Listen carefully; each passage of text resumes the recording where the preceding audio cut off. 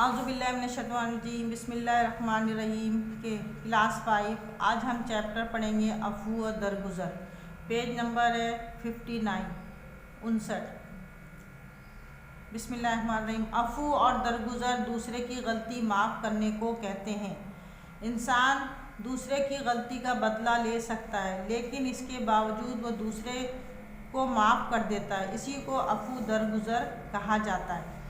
اب عفو و درگزر اللہ تعالیٰ کی صفات میں سے ایک صفت ہے کہ اللہ تعالیٰ کی ذات بہت زیادہ معاف کرنے والی ہے۔ اللہ تعالیٰ ہماری غلطیوں کو معاف کرتا رہتا ہے۔ اگر اللہ تعالیٰ ہماری ہر غلطی پر ہماری پکڑ کرے، ہمارے گناہ لکھتا جائے تو ہم دیکھیں کہیں کے بھی نہیں رہیں گے۔ ہم اپنی زندگی میں، اپنے کام کاج میں اتنے گناہ کرتے ہیں، اگر اس پر پکڑ ہو تو ہماری نیکیاں بہت کم اور ہمارے گناہ بہت زیادہ ہیں۔ لیکن اللہ تعالیٰ ہمیں ہمارے ہر گناہ پر سزا نہیں دیتا ہے، بلکہ ان کو ہمارے کسی استغفر اللہ پڑھنے پہ، کوئی ذکر کرنے پہ، کچھ کرنے پہ اللہ تعالیٰ کوئی ایسا نیک چھوٹا سا کام کرنے پہ بھی ہمارے ان گناہوں کو مٹا دیتا ہے۔ عفو اور درگزر دوسرے کی غلطی معاف کرنے کو کہتے ہیں، یعنی عفو اور درگزر کرنا، معاف کرنا، دوسرے کی غلطی کو معاف کرنے کو۔ انسان دوسرے کی غلطی کا بدلہ لے سکتا۔ اللہ تعالیٰ نے کہا ہے کہ بدلہ لے سکتے ہو، جتنا جو کوئی آپ کو تکلیف پہنچائے آپ اتنی ہی تکلیف اس کو دے سکتے ہیں، یہ بدلہ ہے۔ لیکن اللہ تعالیٰ کو معاف کرنے کی صفت بہت پسند ہے، لیکن اس کے باوجود دوسرے کو معاف کر دینا، اسی کو عفو درگزر کہا جاتا ہے۔ لیکن اس کے باوجود یہ ہے کہ ہم دوسرے کی غلطی کو معاف کر دیتے ہیں۔ معاف کر دینا اسی کو عفو درگزر کہا جاتا ہے۔ اللہ تعالیٰ نے بدلے کا حکم دیا ہے کہ بدلہ جتنا آپ کو کوئی تکلیف دے تو آپ اتنی ہی تکلیف اس کو دے۔ جس طرح ہے نا کہ آنکھ کا بدلہ آنکھ، ہاتھ کا بدلہ ہاتھ، جو آپ کو جتنی تکلیف دے، کوئی اگر آپ کو ایک تھپڑ مارے تو آپ اس کو بھی ایک تھپڑ ماریں۔ یہ نہیں کہ آپ اس کو بدلے کے طور پہ آپ اس کو بری طرح زخمی کر دیں، ایسا نہیں۔ جتنی کوئی آپ کو تکلیف پہنچائے آپ اس کو اتنی تکلیف پہنچائے، بدلہ لینے کا اسلام میں حکم ہے۔ لیکن اللہ تعالیٰ معاف کرنے کو پسند کرتا ہے۔ معاف کرنے سے دیکھیے ایک دوسرے کے دل میں کیا پیدا ہوتی ہے؟ محبت پیدا ہوتی ہے۔ اب اپنے زندگی میں بھی دیکھ لیں، اپنے گھر میں بھی یہ چیز بات دیکھ لیں کہ آپ کو اگر کوئی برا بھلا کہے اور آپ جاؤ میں نے تمہیں معاف کیا، تم نے اس طرح کہا مجھے، تو دیکھیے وہ شخص آپ کا دوست بن جائے گا۔ کیا ہوگا؟ وہ شخص آپ کا دوست بن جائے گا، آپ کا خیال رکھے گا۔ وہ یہ سوچے گا کہ اس نے مجھ سے بدلہ نہیں لیا، اس نے مجھے پلٹا کے برا نہیں کہا، بلکہ اس نے مجھے معاف کر دیا، اور پھر اس سے انسان سے دوستی بڑھ جاتی ہے۔ انسان کو چاہیے کہ ایک دوسرے کی غلطیوں کو معاف کرے، اور ایک دوسرے کو محبتی ہمدردی اسی سے پیدا ہوتی ہے۔ بدلہ لینے کا بھی اسلام میں حکم ہے، لیکن معاف کرنے کو اللہ تعالیٰ بہت پسند فرماتا ہے۔ اللہ تعالیٰ کہتا ہے میری جو صفت ہے وہ میرے بندوں کے اندر آئے، جیسے میں معاف کرتا ہوں اپنے بندوں کو، تو بندوں کو بھی چاہیے اپنے دوسرے بندوں کو معاف کریں۔ ہمارے رشتہ داروں میں، گھروں میں رہتے ہیں، کسی سے ناچاقی ہو جاتی، یہ ہو جاتا ہے کسی بھی نوعیت کے لحاظ سے، تو اس لڑائی جھگڑے کو زیادہ طول نہیں دینا چاہیے کہ ہم معافی نہیں کریں گے جب تک ہم بدلہ نہیں لے لیں گے، جب تک ہم اس کو ایسا نہیں کریں۔ اس طرح خاندانی رنجشیں بڑھتی۔ اگر ہم درگزر سے کام لیں، معاف کر دیں، تو آپ خاندان جو ایک دوسرے کے کام آتے ہیں، ایک دوسرے کی مددگار ہوتے ہیں مصیبت کے وقت میں، تو یہی اسی لیے کہا گیا کہ معاف کر دیا جائے۔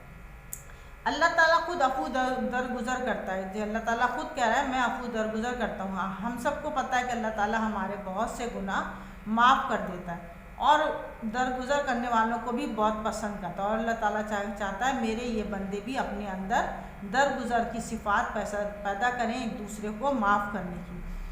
آپ صلی اللہ علیہ وسلم نے ہمیشہ عفو درگزر سے کام لیا۔ آپ صلی اللہ علیہ وسلم نے بھی بہت زیادہ ہمیشہ ایک دوسرے کو، اپنے جانی دشمنوں تک کو معاف کرنے کا اور ان سے بدلہ نہ لینے کا کام کیا۔ یعنی آپ نے اپنی زندگی میں، آپ کی زندگی ہمارے لیے ایک مشعل راہ ہے، ہدایت ہے، ہمارے لیے بھلائی ہے، اور ہمارے لیے ایک نمونہ ہے۔ ہم اگر سوچیں تو آپ صلی اللہ علیہ وسلم پر بہت اسلام پھیلانے کی صورت میں کفار آپ کے جانی دشمن ہو گئے تھے، آپ کو طرح طرح سے تکلیفیں پہنچائیں، صحابہ کرام کو طرح طرح سے تکلیفیں پہنچائیں، لیکن انہوں نے اسلام کے خاطر ان سب لوگوں کو معاف کر دیا، جس سے وہ لوگ بہت سے کفار متاثر ہوئے اور انہوں نے پھر اسلام قبول کیا۔ اسی طرح اسلام بہت سی اچھی اچھی خوبیوں کے ساتھ بہت تیزی سے پھیلا۔ آپ صلی اللہ علیہ وسلم کی حیات طیبہ مطلب آپ کی پاکیزہ زندگی میں، حیات کہتے ہیں زندگی، طیبہ پاکیزہ صاف ستھری، آپ کی صاف ستھری پاکیزہ زندگی میں عفو درگزر کے بے شمار واقعات موجود ہیں۔ سب سے پہلے کفار مکہ نے آپ صلی اللہ علیہ وسلم اور صحابہ کرام پر ظلم و ستم کیا۔ جب آپ نے اسلام کی تبلیغ شروع کی، جب آپ کو اللہ تعالیٰ نے حکم دیا کہ اب لوگوں میں اسلام، جب آپ کو نبی بنا لیا اور اسلام کی تبلیغ کا حکم دیا، جب آپ نے لوگوں میں جا کر تبلیغ شروع کی تو لوگوں نے آپ پر بہت ظلم و ستم کیا، حتیٰ کہ وہ آپ کے قریبی رشتہ دار بھی تھے، بعض لوگوں کے، بعض صحابہ کرام کے۔ تنگ آ کر آپ صلی اللہ علیہ وسلم اور صحابہ کرام نے اپنا شہر مکہ چھوڑ کر مدینہ ہجرت کی۔ یہ اتنا ظلم و ستم کیا تو اللہ تعالیٰ نے آپ کو کہاں مکے سے مدینہ ہجرت کرنے کا حکم دیا۔ تو مکہ جہاں آپ پیدا ہوئے، پلے بڑے، جہاں آپ رہتے تھے، آپ کو اس مکہ کو چھوڑتے ہوئے بہت دکھ ہو رہا تھا۔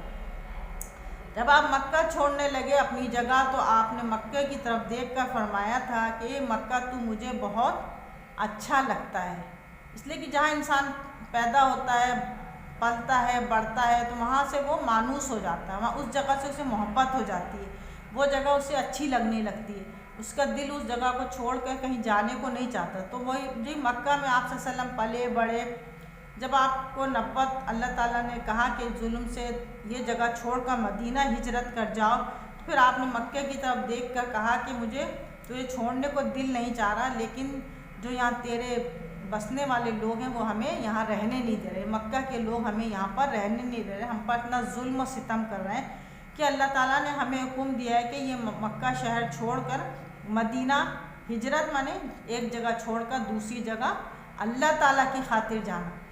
ہجرت اس کو کہتے ہیں کہ ہم اللہ تعالیٰ کی رضا کے خاطر، اللہ تعالیٰ کی خوشی کے خاطر اپنا اصل جگہ چھوڑ کر کے جہاں ہم رہتے ہیں اور دوسری جہاں اللہ تعالیٰ نے حکم دیا وہاں چلے جائیں، تو اس کو ہجرت کہتے ہیں۔ فتح مکہ کے موقع پر آپ صلی اللہ علیہ وسلم نے اپنے دشمنوں کی غلطیوں کو معاف کیا اور ان سے کسی سے انتقام نہ لیا، اور فرمایا جاؤ میں نے تم کو معاف کر دیا، تم سے کوئی انتقام نہیں لیا جائے گا، آج تم پر کوئی گرفت نہیں۔ فتح مکہ کے موقع جب فتح مکہ ہو گیا تو قیدی جو آئے وہ مسجد نبوی کے صحن میں کھڑے تھے، وہ سب بہت ڈرے سہمے کھڑے تھے، جو لوگ تھے قیدی بنا کے لائے گئے تھے وہ بہت ڈرے سہمے تھے، وہ ڈر رہے تھے کہ ہم نے حضور اکرم صلی اللہ علیہ وسلم پر، ان کے صحابہ کرام پر اتنے ظلم و زیادتی کی ہے، تو اب وہ لوگ بھی ہم پر ظلم و زیادتی کریں گے، ہمیں تنگ کریں گے، ہم سے ان تمام ہم نے جو ان پر ظلم کیا اس کا انتقام لیں گے۔ تو جب وہ ڈرے سہمے کھڑے تھے، پھر اور فرمایا، پھر حضور اکرم صلی اللہ علیہ وسلم ان کو دیکھ کر فرمایا کہ جاؤ میں نے تم کو معاف کر دیا، یعنی آپ حضور اکرم صلی اللہ علیہ وسلم نے ان سے کوئی بدلہ نہیں لیا۔ فتح مکہ کے موقع پر جب مکہ فتح ہو گیا تو آپ نے ان سے کوئی بدلہ نہیں لیا، حالانکہ انہوں نے آپ پر بہت، مکہ والوں نے آپ پر ہر طرح کے ظلم زیادتی کیے تھے۔ تم سے کوئی انتقام نہیں لیا جائے گا، آج تم پر کوئی گرفت نہیں۔ میں نے حضور اکثر میں ہدایت کی دعا کرتے ہوئے کہا تم سے اب کوئی بدلہ، انتقام مانے بدلہ نہیں لیا جائے گا، اور آج تم پر کوئی گرفت نہیں، آج تم کو کوئی نہیں پکڑے گا، تم سب آزاد ہو، جاؤ جہاں رہتے ہو وہاں رہو، آج تم سب آزاد ہو۔ آپ صلی اللہ علیہ وسلم نے امت کو عفو درگزر کی تعلیم دی، اور آپ صلی اللہ علیہ وسلم نے ہمیں جو دعا سکھائی اس میں بھی عفو درگزر کا ذکر فرمایا۔ کیا آپ صلی اللہ علیہ وسلم نے اپنی امت، یعنی جیسے ہر نبی کی جو ماننے والی ہے وہ اس کی امت کہلاتی ہے، تو وہ ہم لوگ حضور اکرم صلی اللہ علیہ وسلم کو مانتے ہیں، ان کو اپنا آخری نبی مانتے ہیں، تو ہم ان کے امتی ہیں، ان کے ماننے والے ہیں، تو عفو درگزر کی تعلیم دی۔ اور آپ صلی اللہ علیہ وسلم نے ہمیں جو دعا سکھائی اس میں عفو درگزر کا ذکر فرمایا۔ ترجمہ: اللہم انکا عفو تحب العفو فاعف عنی۔ ترجمہ: اے اللہ تو معاف کرنے والا ہے، تو معاف کرنے کو پسند فرماتا ہے، پس ہمیں معاف فرمائے۔ یہ دعا اللہ تعالیٰ سے کر رہے ہیں حضور، اے اللہ تو معاف کرنے والا ہے، یعنی اللہ تعالیٰ تو معاف کرنے والا ہے، رحمان ہے، رحیم ہے، عفو درگزر کرنے والا، تو ہمیں معاف فرما، تو معاف کرنے کو پسند فرماتا ہے، یعنی تو جو ہے بدلہ لینے کو پسند نہیں کرتا، بدلہ لینے کے بجائے معاف کرنے کو پسند فرماتا ہے، بس ہمیں معاف کر دے۔ بس ہم چاہتے ہیں کہ تو ہمیں بھی معاف کر دے، ہماری کسی بات پر پکڑ نہ کر، ہمیں کسی بات پر سزا نہ دے۔ ام المومنین حضرت عائشہ رضی اللہ تعالیٰ فرماتی ہیں کہ آپ نے کبھی کسی کو اپنے ہاتھ سے نہیں مارا۔ ام المومنین یعنی حضور اکرم صلی اللہ علیہ وسلم کی جو بیویاں تھیں وہ ام المومنین کہلاتی۔ ام المومنین کا مطلب ہے امت کی مائیں۔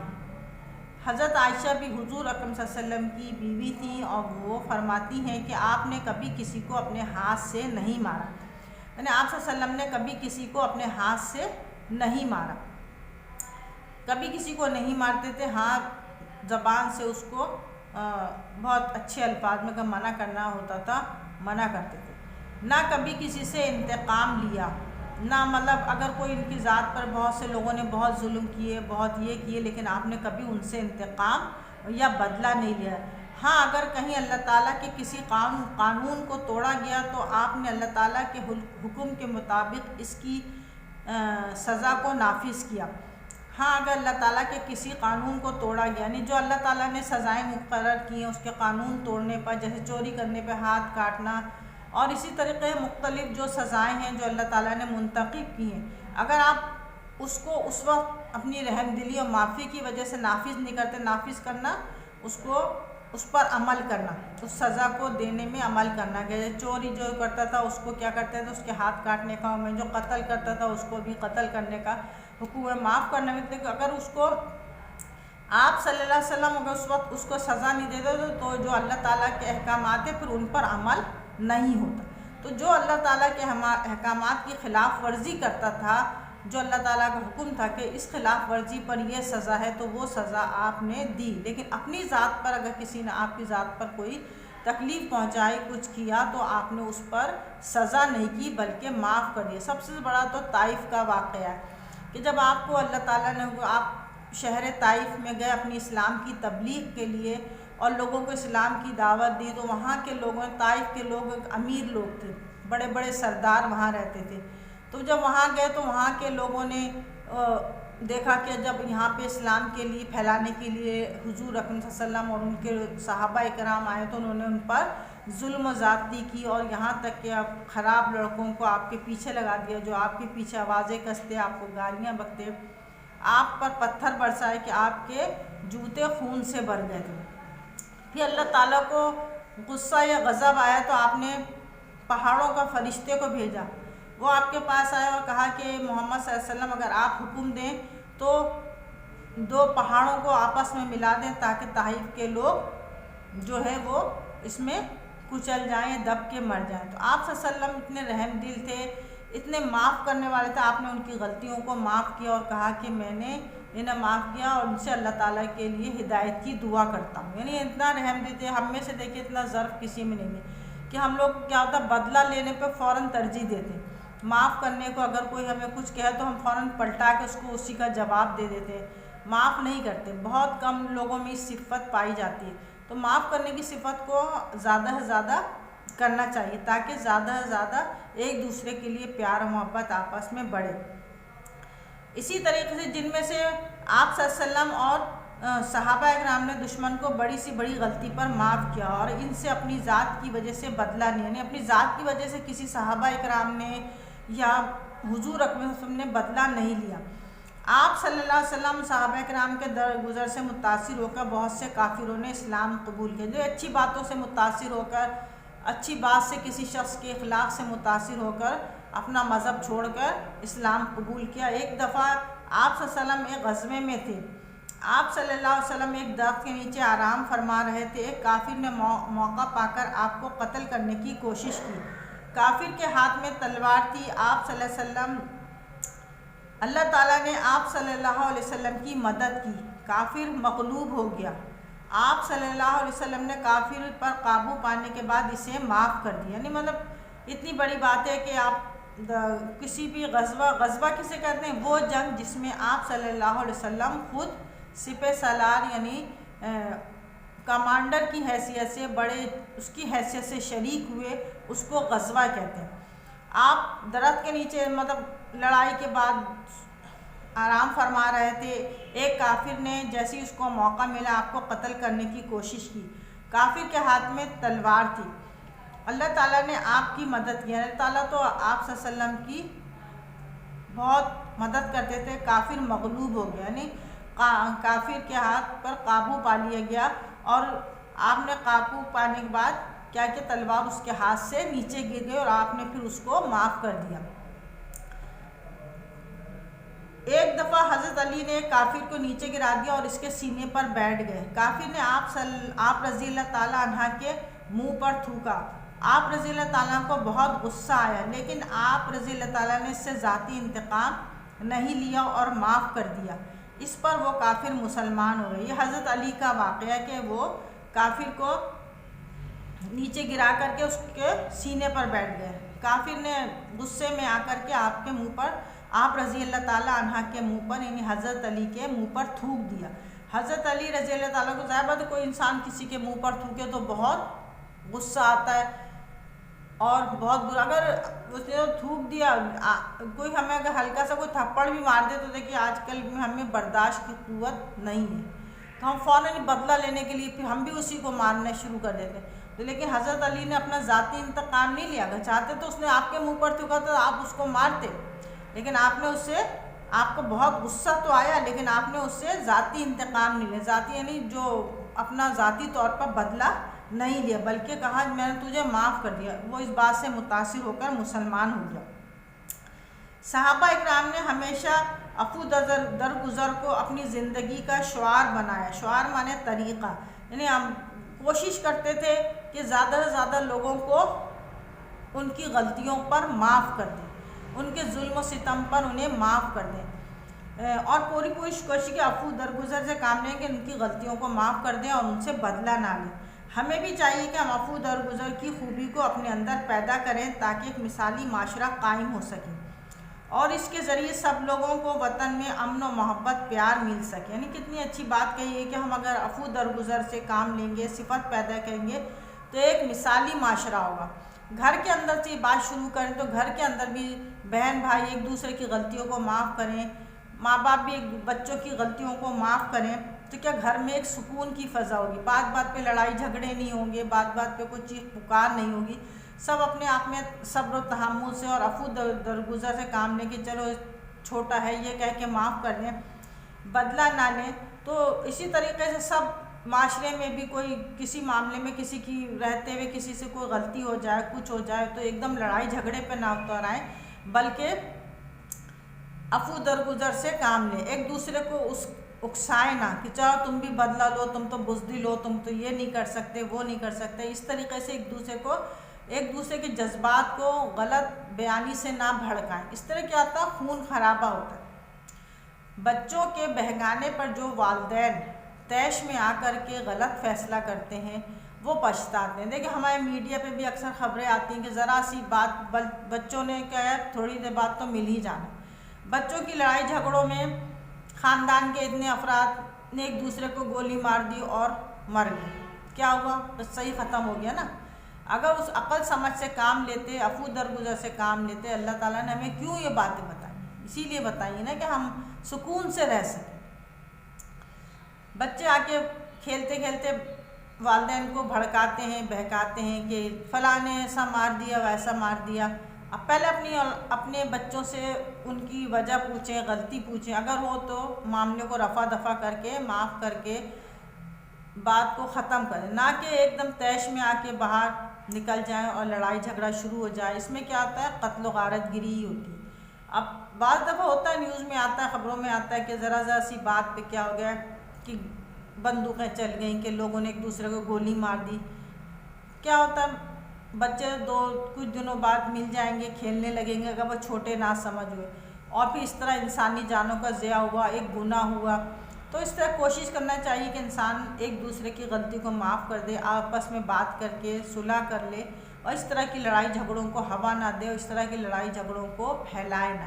تو ہمیں ان تمام چیزوں کا پڑھنے کا، سمجھنے کا، اور حضور اکرم صلی اللہ علیہ وسلم کے واقعات سن کر سبق لینے کا، یہ اور قرآنی ارشادات سے سبق لینے کا یہ ہوتا ہے کہ اللہ تعالیٰ نے ہمیں اس چیز کا حکم دیا ہے۔ یہ صرف کتابی باتیں نہیں ہوتی، حضور اکرم صلی اللہ علیہ وسلم نے ہمیں عمل کرنے کے لیے ہمیں باتیں سمجھائی ہیں، اور ہمیں کتابوں میں جو باتیں واقعات لکھے ہوتے ہیں وہ ایسے ہی نہیں لکھے ہم نے پڑھ لیا پیپر دے دی، بلکہ ان کو سوچ سمجھ کر اپنی زندگی میں اپنانے کے لیے بتایا گیا ہے۔ اسی میں ہماری بھلائی ہے، اسی میں ہماری خیریت ہے، اسی میں ہمارے لیے فلاح ہے، سکون ہے، امن ہے، ہر طرح سے، گھر کے لحاظ سے، باہر کے لحاظ سے، ملک کے لحاظ سے، کہ انسان مطلب کہ ایک دم کسی چیز کے بہکاوے میں بڑھ کر نہ آئے، بلکہ بات کو سوچ سمجھ کر عفو درگزر اور دوسری بہت سی اچھی باتیں ان پر عمل کر کے اپنے معاشرے کو، اپنے ملک کو امن و سکون عطا کریں۔ اچھا، اللہ حافظ۔ اب آپ کا یہ چیپٹر ختم ہو گیا۔